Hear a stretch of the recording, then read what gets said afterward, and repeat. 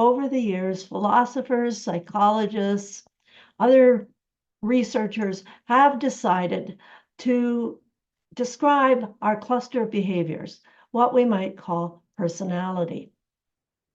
And you might take a look at the Mona Lisa. And what is her personality? Who is she? That's been a mystery for years. Why is she smiling? The mystery still remains. Why is the Mona Lisa smiling? Maybe she's saying yes to us, demonstrating authentically our personalities. Okay, so the first way that we might consider our personality, how did it come to be? How did our being come to be of who we are? There's only one of us on the planet. Our DNA is different than anybody else's. Our fingerprint is different than everybody else's. So, yeah, even our eyes. So, which is it? Which came first, the chicken or the egg? Asked Aristotle. So, nature, nurture, what does that mean? Well, nature means the way I came into the world, and nurture means how I was treated. How were you nurtured? You must have been nurtured enough to still be alive, because we know that years ago in the orphanages that if children weren't nurtured, they withered up and died. They gave up on life if they weren't touched, cuddled. They were given actually food and their diapers were changed. So there was research done to say, okay, what part are we in charge of if we're born into this world with a certain constitution? And this, I'm not going to try to pronounce this researcher's name, but came up with this perspective. So 40% of who we are is what he called intentional, meaning that we can shape who we are. 10% is the circumstance you're born in. Now, we've heard many, many stories of people that were born into poverty, even people who survived through the Holocaust, that did not destroy them, but they came out wiser and stronger. Viktor Frankl wrote Man's Search for Meaning based on his experience of surviving the Holocaust. And then we have the 50% is the set point. And I expect that has to do with being a night owl or a morning lark. Often has to do with energy, our bone structure, our physicality, our brains. So if you are born, for example, after living in a toxic waste of alcohol, that affects your brain. That's called fetal alcohol spectrum disorder. And so people can get disabled if they have that environment, affects their skin, their organs, and their brain. The set point is from the time you come out of the womb. There's some things that you cannot change, right? So, for instance, often the IQ. However, research again has indicated that emotional intelligence is very, very important when it comes to functioning in the world. So we can augment what we are given biologically. Okay. And another way to think about it, and this has to do with the environment you were born in. So that 10% can be healed if we ended up growing in an environment after we came out of the womb. Now, after we came out, we can't change too much if, for instance, we were born with some conditions such as Down syndrome. We can nurture what's available by all means. I mean, there's some people with Down syndrome that are in movies. They have memorized their script and delivered and function very well. So many of us experienced, after coming out of the womb, childhood wounds. And there tend to be some consequences to that. So Jack Rosenberg, who developed integrated body psychotherapy, which I happen to be certified in, said, What we have not received, we must fulfill for ourselves as part of our own self-development. Meaning, if you did not get in your family of origin or your parents what you needed, that includes messages of you are lovable, capable, and resilient, enough touching needs, enough protection that you can then get it as an adult. You can be strategic about it and heal those wounds. The wounds, you may have a boss that you see eye to eye, but internally you feel very small. And this may feel familiar to growing up in a family where you may have had a parent who was yelling. And this little inner child, this inner me, little me, can still pop up as an adult. In the world of inner child work, the word parts is used. So embracing our parts. Parts are developed in response to our environment. The more we were nurtured and guided in a healthy way, the healthier our behaviors become. The more we had to adapt to, say, a home where alcoholism lived, or domestic violence lived, or even neglect, that we then have these adapted parts to function. And then we take them into our adulthood. And then once in a while, we may react like we're a little baby, a toddler, preschooler, or school-age person. We get drawn back into the patterns that we developed to survive. Yeah, so just think about this. I got a little Patsy that was helpless and powerless and sometimes scared. And then I started to develop a little fun part of me when I was in high school and I wasn't in my home environment. Then I developed a little bit into an adult that was shocked at my own behavior. And then here's the wise self me that started to evolve. We all have a wise self in us.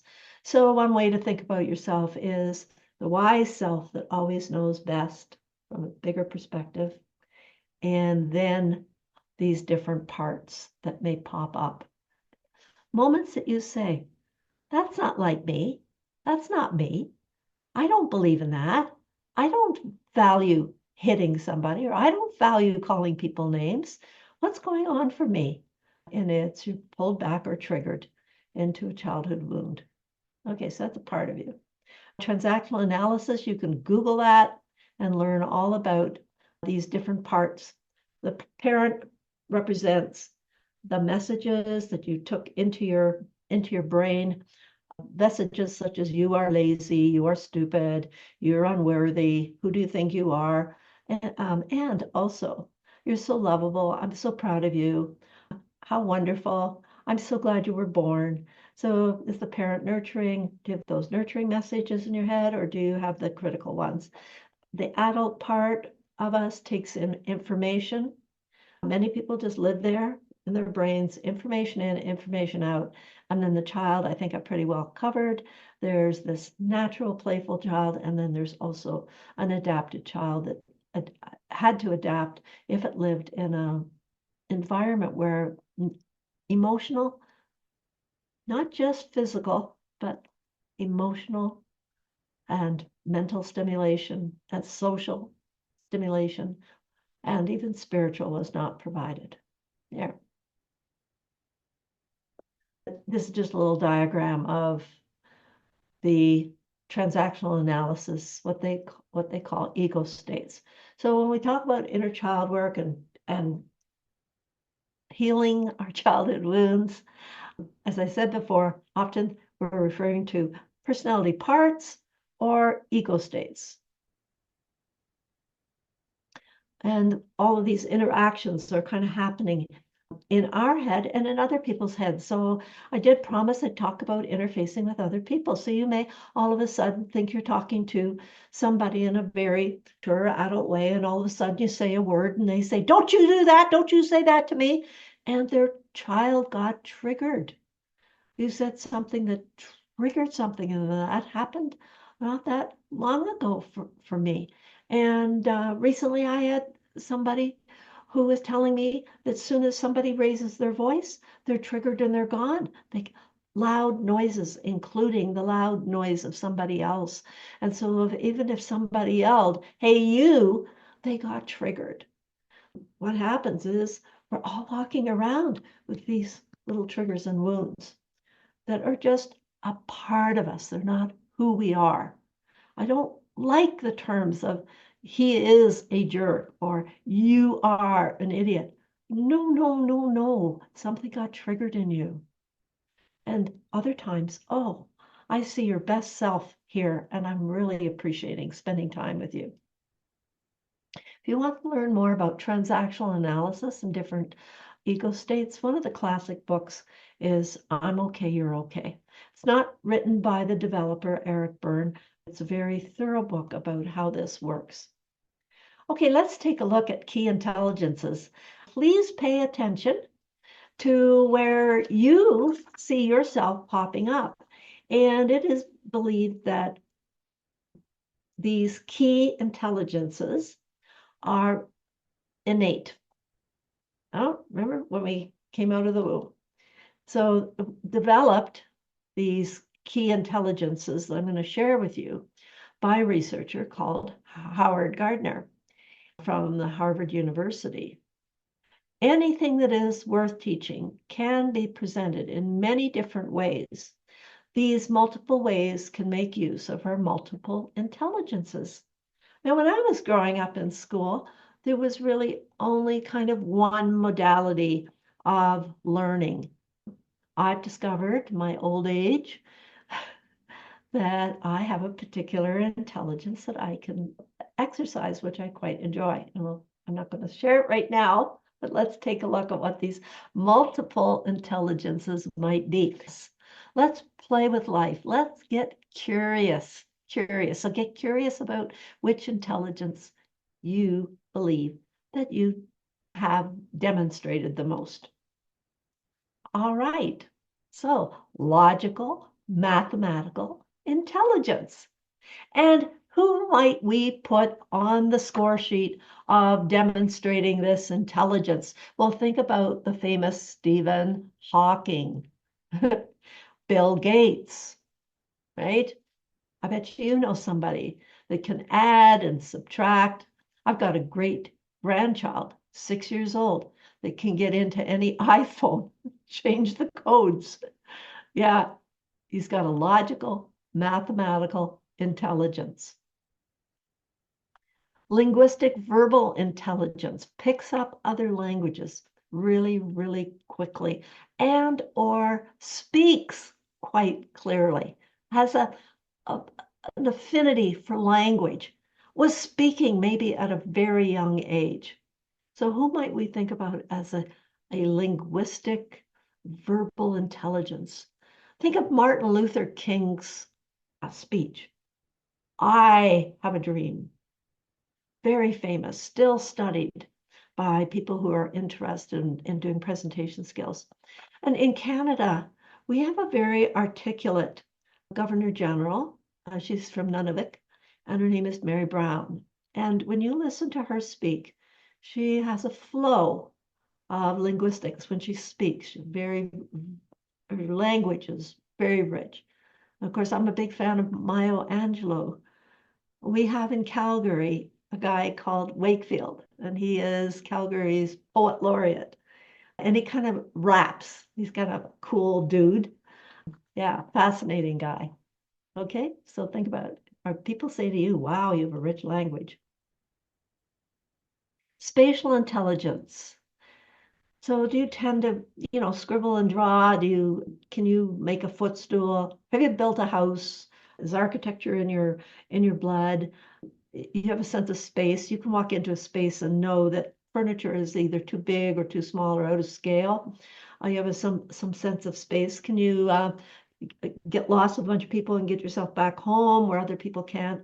So I had the privilege of being a TEDx speaker coach for the Indigenous architect Douglas Cardinal.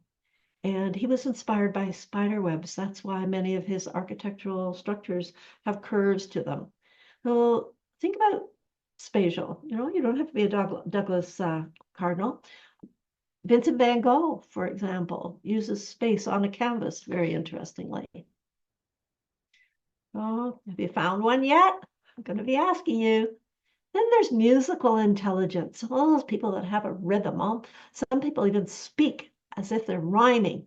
My grandson, Eric, he's got this, he's got this beat. He loves to kind of rap. He's got this rhythm that goes on for him. I love Stevie Wonder. And who doesn't know about Taylor Swift these days, right? And then, of course, Beyonce turned up very recently around the US election. So some of these people that are pop stars and inspire us with music. Of course, in the Indigenous world, we had Buffy St. Marie. Anyway, so think about when you think about musical intelligence, if you have somebody in your life. I took ukulele classes and I still play very badly. I only learned 2 songs after I took the classes twice. Oh my goodness.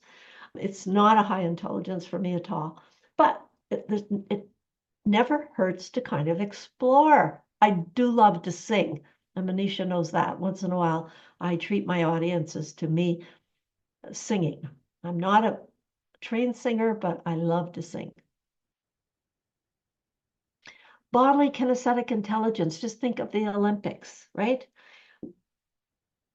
Yeah, I'm trying to think well, just think about all the Olympians here. Cirque du Soleil, all of the people that perform in Cirque du Soleil. If you watch America's Got Talent, you'll often see people doing very agile, interesting things. Also, but bodily kinesthetics can sometimes be as simple as a mechanic. The hands are able to do fix things like engines of bicycles that you and I might struggle with. Intrapersonal intelligence has to do with going inside. So who went inside and made any difference to the world? Anne Frank in her diary. Think about Nelson Mandela, all the years he spent in prison, and then he came out with very thoughtful, articulate messages. Okay, that's intrapersonal. And then here we go, interpersonal. This is the one where we all need to develop this intelligence. I would also argue that we all need to do some intra as well to know ourselves so we can answer for ourselves. Who am I? Who am I? And have I healed those parts that interrupt the true, authentic who I am? So interpersonal intelligence connect, and so here's where Oprah Winfrey and Anderson Cooper kind of come in and demonstrate that. All the people that are able to well connect us in the world. And the previous Surgeon General of the United States, Vivek Murthy, wrote the book Together, and in it, he talks about the importance of social connection, interpersonal connection. And so knowing how to connect people. Loneliness has a lot of devastating side effects to it. And last but not least is the natural science or intelligence. Do you know a lot about nature? Are you have an affinity for nature? Do you talk about trees being your best friends? Do you go out to relieve yourself? There's something called the nature pill. 20 minutes in nature brings down the stress hormones. Is that where you go to bring down your stress hormones? And nature is, we all need to develop this intelligence as well to some degree. Darwin was one of the first to really study the nature of the world. And then we've got people like Jane Goodall who connected with the gorillas in the jungle. In Canada, we have David Suzuki, who's very interested in this. And of course, all the Indigenous cultures revere Mother Earth. So you want to ask yourself if you're on a team or you're a manager, how you can not only nurture and celebrate these intelligences, but is your team got everybody who's using mathematical logical perspective and you're missing out on some of the others. So it's just it allows a window of exploration of how do we best function individually and as a team. Okay, so let's move on to the Myers-Briggs, which I'm quite interested in. And I got certified in this quite a few years ago. I love the history of the Myers-Briggs. It was developed by a mother and a daughter, Catherine Briggs and Isabel Briggs Myers. And they were both interested in the work of Jung. Carl Jung turned up about the same time as Freud, but Jung had wanted to put spirituality into psycho. He wasn't that fond of psychoanalysis the way Freud presented it. Anyway, Jung actually talked about introverted preferences and extroverted preferences. And so there's a subtlety to the language of the Myers-Briggs indicator. For anybody who knows about the Myers-Briggs indicator, it is still used extensively to this day.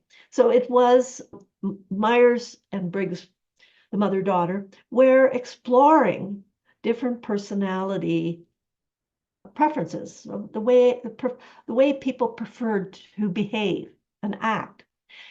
They were working on this before the Second World War.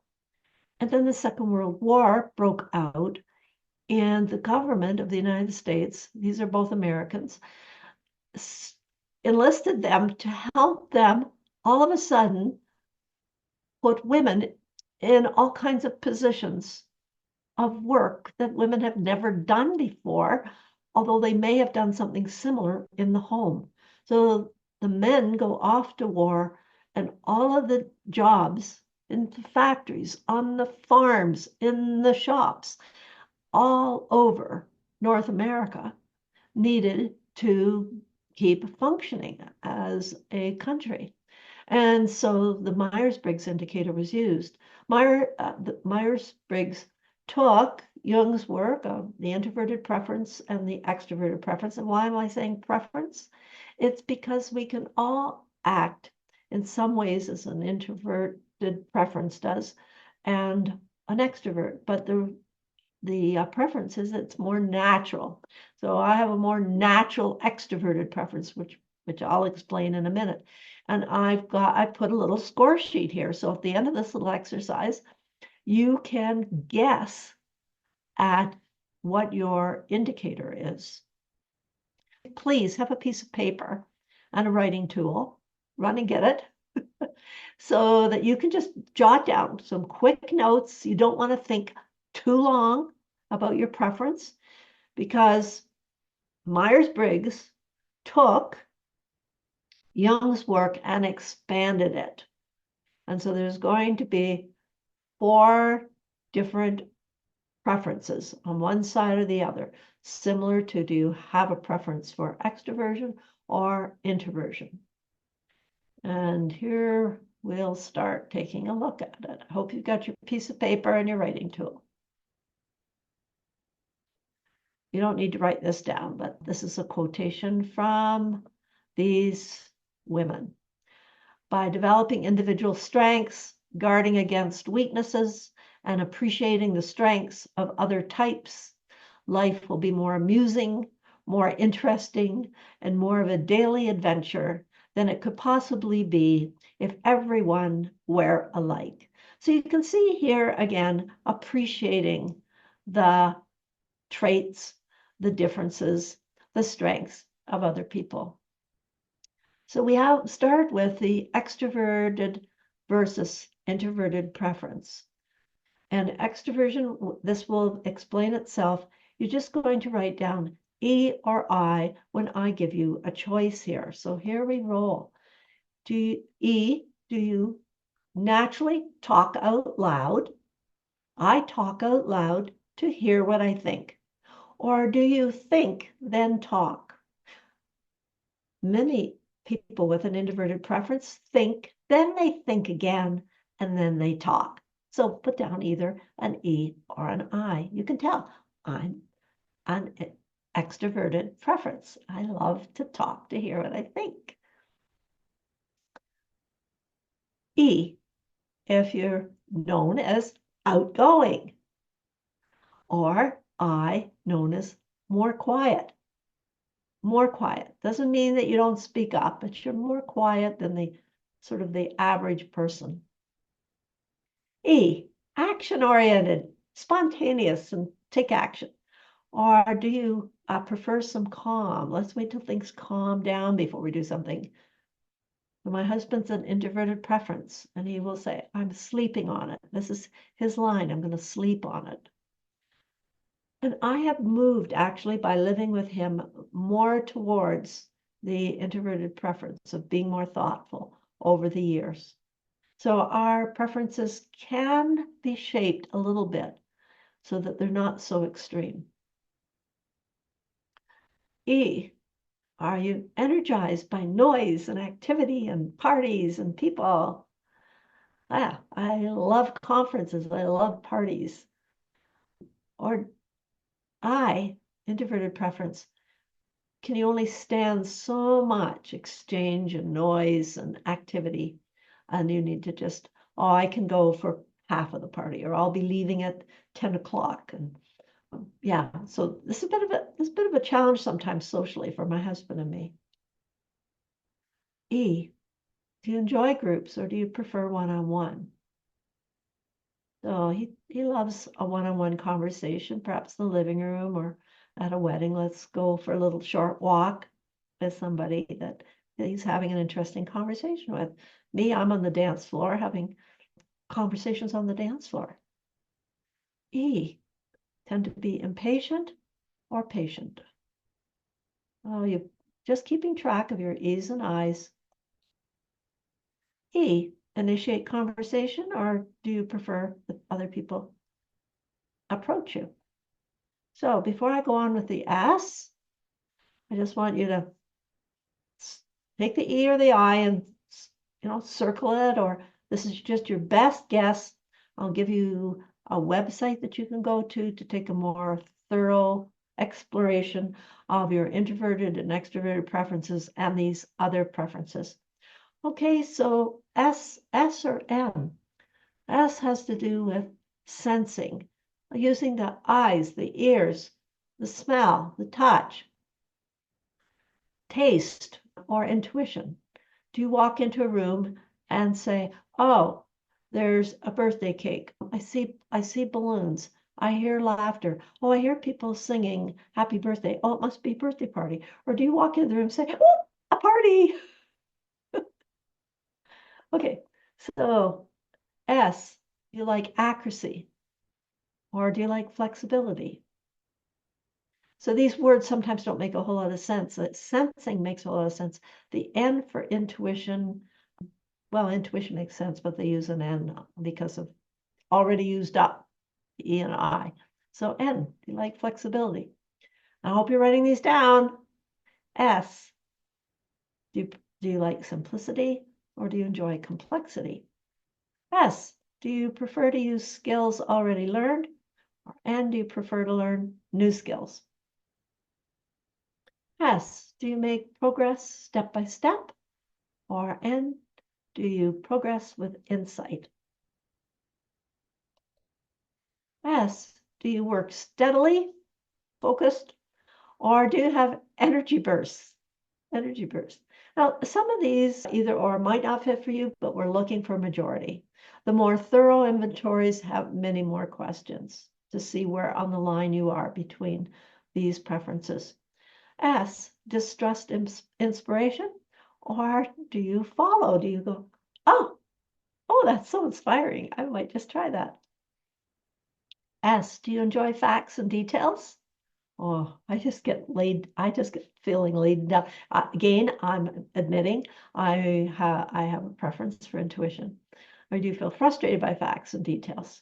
I just want to get into feelings and interesting, curious questions.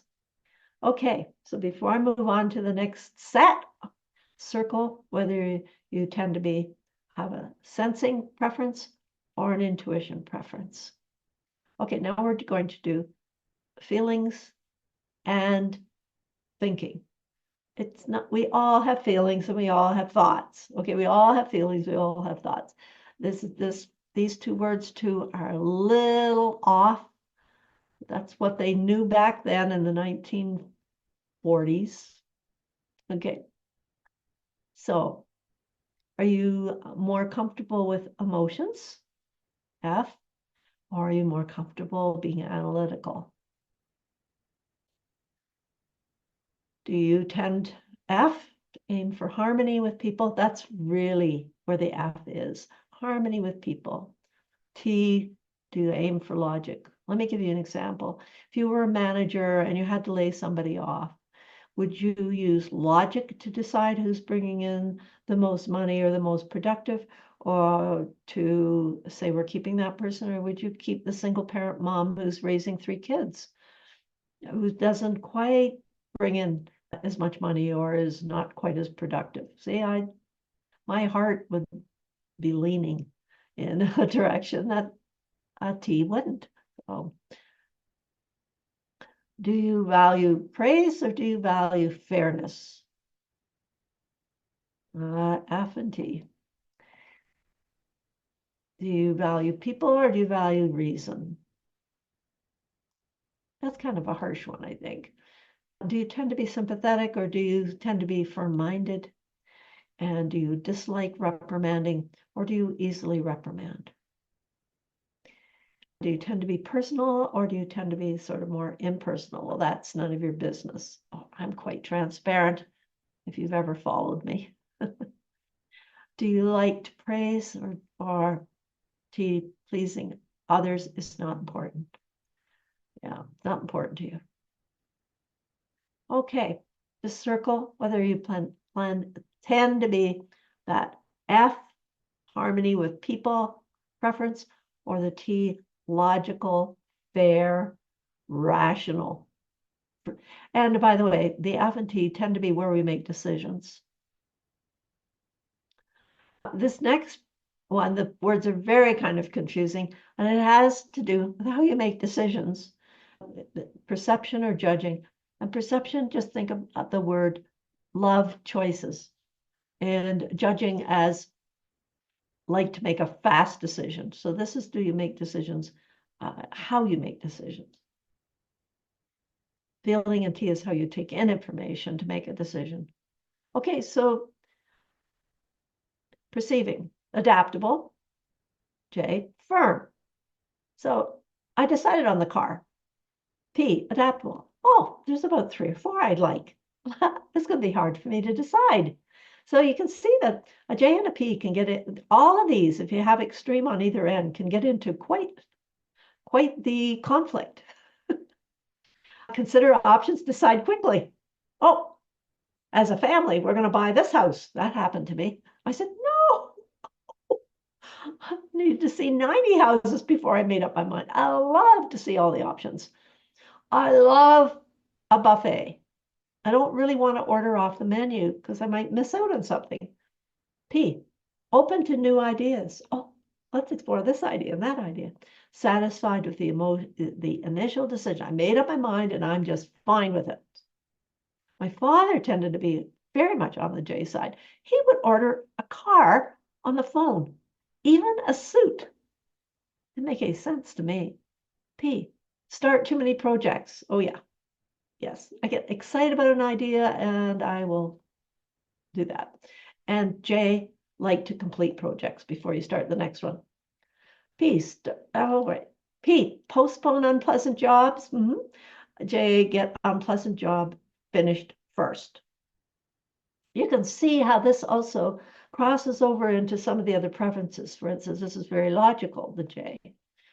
P, want to know about the situation. J, need to know only essential details before they make a decision.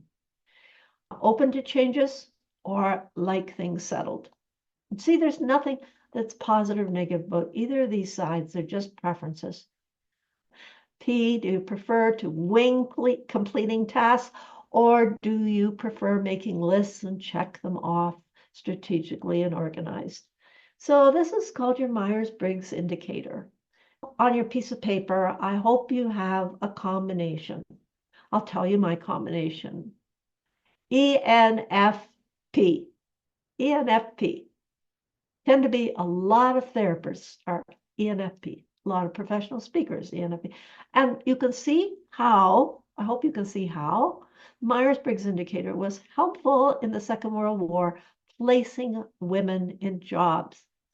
For example, if we had somebody who was a T, logical and sensible, rational with an I, introverted preference, and an S, like detail, they might be very good accountants or bookkeeper or keeping track of the money.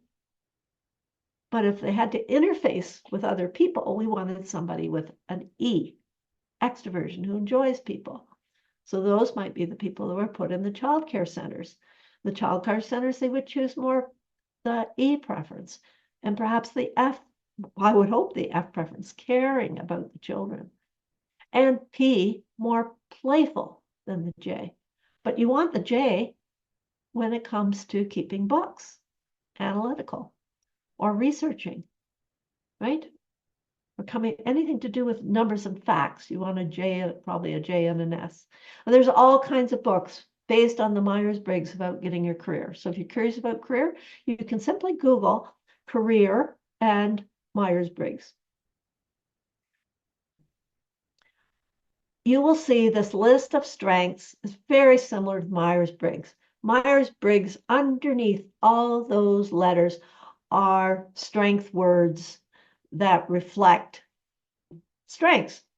And strengths have been researched by the founder of positive psychology, Martin Seligman. Marcus Buckingham wrote, Go Find Your Strengths. And then he wrote, Go Use Your Strengths. The psychologist Porter developed his own system around using strengths. I do a workshop on identifying and using your strengths, and sometimes I mix in the Myers-Briggs.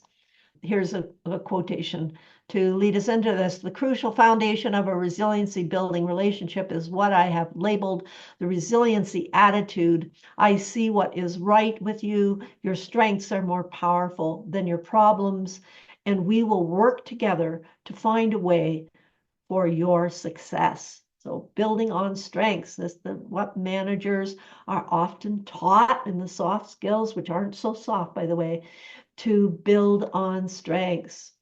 So you might have that person that has a strength that their shadow side bothers you. So anyway, the bossy person might just be overusing their strength of leadership. Here is a list of strengths. I'll tell you my two.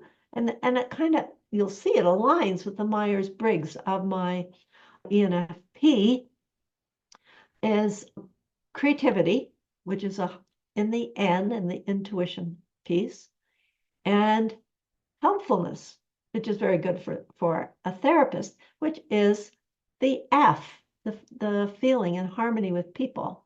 And so those two main strengths really serve me well as a therapist, and it gives me confidence in what I do.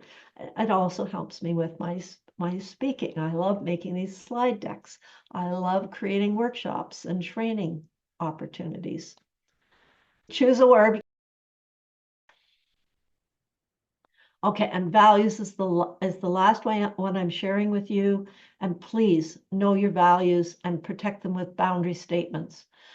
And Sidney Simon, who I'm a big fan of, he wrote a book about values. Oh, yeah, it's right there. Meeting Yourself Halfway. It's all about your values. And it's an old classic, but I love the book. It's our values that give us the stars by which we navigate ourselves through life. Your values say a lot about who you are. And this is just a list of values where you put your money, your time, your energy, where you make boundary statements. No, that's not okay. That violates my values. If I give money or I vote for that person, that violates my values. And there are value conflicts. Sometimes we have a value of family first, And yet we're valuing a cause that's taking up a lot of our time. So, be compassionate to yourself when you get caught in a value conflict, but do know your values. Be able to say, I value. I'll never forget a time where I was taken aside by somebody and told to fire somebody. And I was the president of an organization. And I remember saying to this person, I know you value excellence. I more value compassion. I'm not going to do that. I'm going to work out some other way to fix this problem. And this person was insisting on having somebody in the position that would ensure excellence. And you see, I have a judgment around excellence. And that you might have a high value of excellence, and that's okay. And we would end up in a value conflict. A lot of arguments are about personality differences, and a lot of them are about values. Okay, so know your values. I have a little bonus. Those people that are informed in indigenous ways, often there's the spirit animal, the wise owl, the light and easy butterfly, the strong and courageous bear. And so if you have a spirit animal, just know that too is part of who you are, who you are. So in the end, I say I'm an individualized expression of spiritual energy called Patricia. And I can turn up with my strengths or I can take a day off. I can believe my thoughts or I can let them go. I can hang on to my goals and my dreams, or I can change them and let them go. And in the end, I am. The next time somebody says, who are you?